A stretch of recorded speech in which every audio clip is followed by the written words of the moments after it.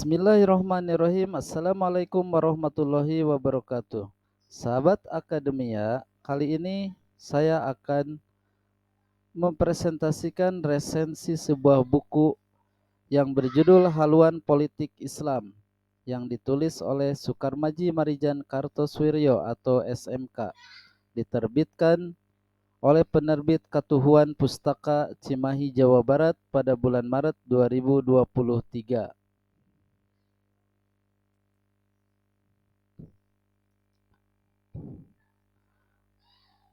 Buku ini adalah berisi pidato yang dibawakan oleh Sukarmaji Marijan Kartosoewirjo pada sebuah rapat lengkap Partai Politik Islam Masumi Daerah Priangan di awal Ramadan 1365 Hijriah, 1 tahun setelah dikumandangkannya Proklamasi 17 Agustus 1945.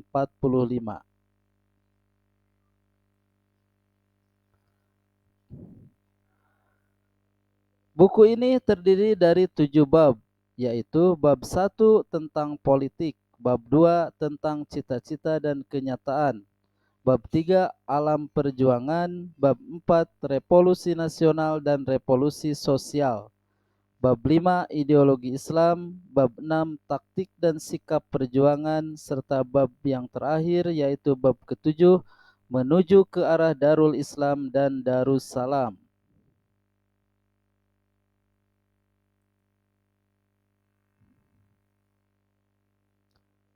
Pada bab 1 dijelaskan makna kata politik. Politik berasal dari bahasa asing yaitu polis yang berarti kota negeri atau negara. Sehingga politik diartikan sebagai cara-cara mengatur atau memerintah sesuatu negara. Bangsa Indonesia pernah dijajah dan diperintah oleh negara Belanda selama 340 tahun. Dari tahun 1602 sampai dengan 1942. Kemudian dijajah dan diperintah oleh negara Jepang selama 3 tahun. Dari tahun 1942 sampai dengan tahun 1945. Belanda maupun Jepang masuk ke Indonesia menjadi bangsa yang dipertuan, sedangkan bangsa Indonesia menjadi bangsa budak yang diperhamba, yang hanya patut diperintah, ditindas, dan dirampas. Bangsa Indonesia kehilangan hak-haknya untuk menentukan nasibnya sendiri, untuk mengatur dan memerintah negeri dan bangsanya sendiri. Sebagian orang mengharamkan politik karena trauma politik akibat penjajah Belanda dan Jepang. Pada zaman penjajah Belanda, orang yang terlibat organisasi gerakan politik akan dihalangi, diancam, dan dihukum. Pada zaman penjajah Jepang lebih parah lagi. Semua organisasi gerakan politik dibubarkan sampai ke akar-akarnya. Dalam bab ini, pengarang buku mengajak para pembaca untuk memiliki kesadaran berpolitik, kesadaran untuk menentukan nasibnya sendiri, mengatur negeri dan bangsanya sendiri, tidak bersikap apatis atau masa bodoh terhadap politik, namun tidak juga rakus terhadap kekuasaan dan jabatan yang menimbulkan huru-hara. Berpolitik harus ditempatkan pada kedudukannya yang benar.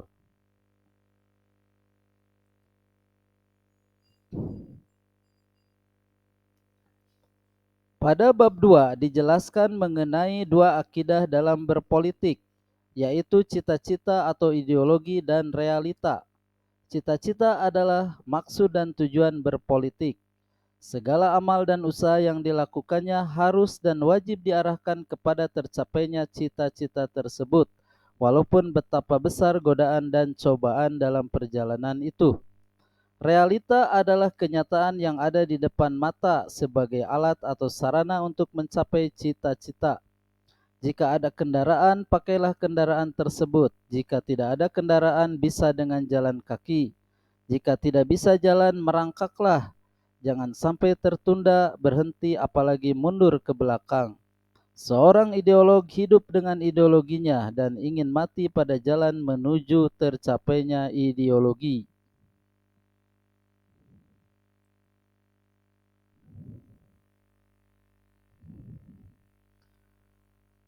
Pada bab 3 dijelaskan mengenai alam perjuangan.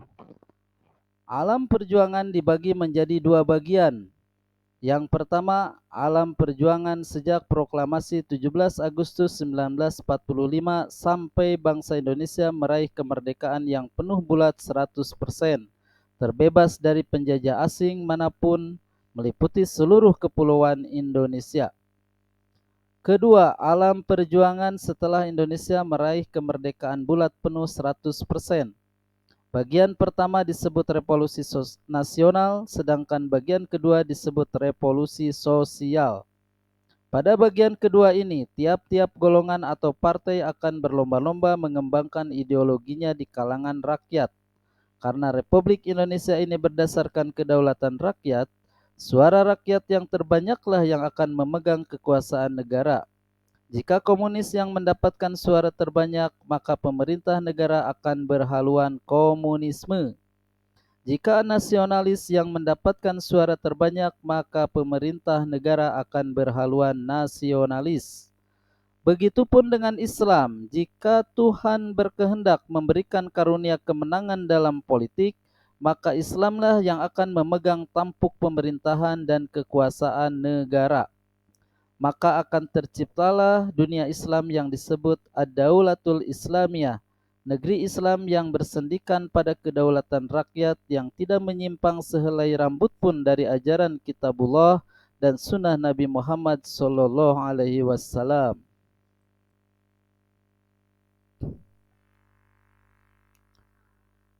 Pada bab 4 dijelaskan bahwa revolusi terbagi menjadi 3 bagian, yaitu revolusi nasional, revolusi sosial, dan revolusi individu atau revolusi rakyat.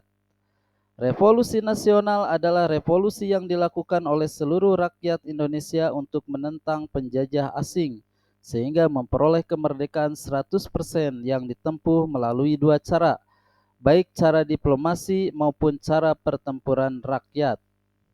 Revolusi sosial adalah revolusi yang terjadi dalam bangsa Indonesia sendiri, sesuai keadaan masyarakatnya untuk kepentingan negara Indonesia. Revolusi sosial dilakukan secara bertahap sesuai dengan ikatan ideologi yang berkembang di masyarakat. Revolusi individu adalah revolusi yang terjadi pada masing-masing individu rakyat Indonesia. Pada revolusi individu yang dirubah adalah jiwa individu rakyat, sehingga mempunyai jiwa yang merdeka. Jiwa yang merdeka tidak mungkin tercapai melainkan dengan dilandasi oleh sesuci-sucinya iman kepada Allah dan sebersih-bersihnya tauhid dengan berpegang kepada petunjuk Kitabullah dan contoh teladan Nabi Muhammad sallallahu alaihi wasallam. Pada bab 5 dijelaskan tentang ideologi atau cita-cita umat Islam. Cita-cita umat Islam adalah memperoleh keselamatan hidup di dunia dan di akhirat, serta terbebas dari siksa api neraka. Keselamatan hidup di dunia hanya bisa tercapai jika berada dalam naungan bangunan Darul Islam, Ad-Dinul Islam. Keselamatan di akhirat adalah memperoleh Darussalam, negeri keselamatan yang kekal abadi, yang hanya diperuntukkan bagi hamba Allah yang sengaja dan pandai melaksanakan kewajibannya dengan sempurna sesuai dengan petunjuk Kitabullah dan contoh Rasulullah SAW di dalam bangunan Ad-Dinul Islam. Darul Islam di dunia dan Darussalam di akhirat, itulah bukti wujud mardotillah dan rahmatullah yang sejati.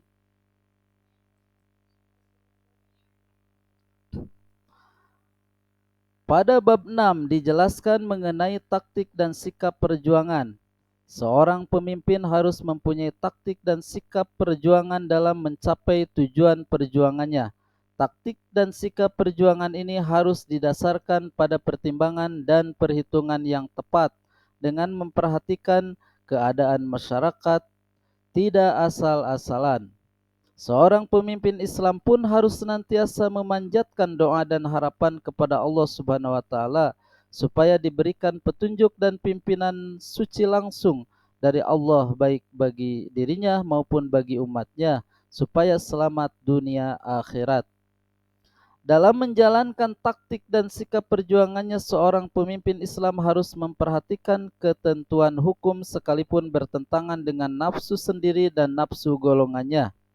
Taktik dan sikap perjuangan terbagi ke dalam dua tingkatan.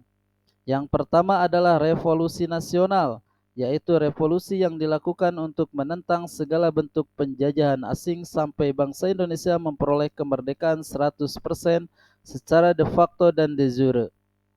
Walaupun dalam tingkatan pertama ini terjadi revolusi sosial, maka tidak diabaikan, namun porsi tenaganya lebih besar digunakan untuk kepentingan revolusi nasional. Tingkatan yang kedua adalah revolusi sosial yang terjadi setelah tercapainya kemerdekaan Indonesia 100% secara de facto dan de jure. Pada tingkatan yang kedua ini, tenaga yang ada digunakan sebagian besar untuk revolusi sosial. Revolusi sosial yang dilakukan adalah revolusi yang membangun atau konstruktif, bukan revolusi yang merusak sehingga terjadi kekacauan dan huru-hara atau destruktif. Revolusi sosial yang dibangun adalah revolusi yang berdampak pada tercapainya revolusi nasional, bukan hanya untuk kepentingan golongan dan daerah tertentu.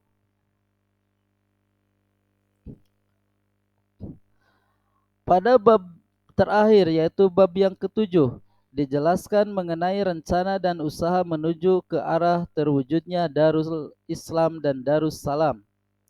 Pertama, hendaklah umat Islam membentuk badan-badan perwakilan rakyat sampai terbentuknya Majelis Permusyawaratan Rakyat yang bersifat legislatif atau pembuat hukum. Kedua, hendaklah umat Islam membentuk badan eksekutif atau pelaksana hukum. Diperlukan kerjasama antara kalangan alim ulama dan kaum intelektual untuk melaksanakan hukum. Ulama ahli hukum agama, intelek ahli tata negara, sehingga terwujud Islam yang kafah. Tidak ada pemisahan atau sekulerisme antara agama dan negara. Ketiga, menanamkan kesadaran politik kepada rakyat. Rakyat harus dididik dan disadarkan bahwa sebagai bangsa yang merdeka berhak mengatur negaranya sendiri, berpemerintahan sendiri, tidak bersikap masa bodoh terhadap negaranya.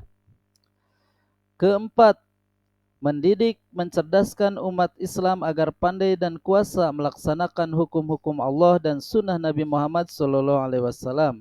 Jika hal ini sudah tertanam dalam jiwa umat Islam, maka akan menjadi benih terwujudnya Darul Islam.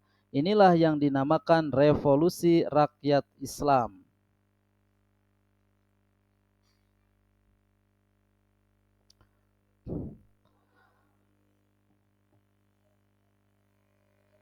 Sebagai ulasan, penulis yang bernama Sukarmaji Marijan Kartosuwiryo adalah seorang politikus ulung, murid dari sang guru bangsa Haji Umar Said Sokro Aminoto, yang mampu membuat sebuah rancangan negara Indonesia menjadi negara yang berdaulat penuh, kokoh, adil, makmur, dan sejahtera, bahkan menjadi negara yang unggul dibanding dengan negara lain. Hal tersebut hanya bisa dicapai jika negara Indonesia dibangun di atas landasan Islam. Semoga Allah Subhanahu wa taala memberikan karunia-Nya kepada kita semua. Amin ya robbal alamin.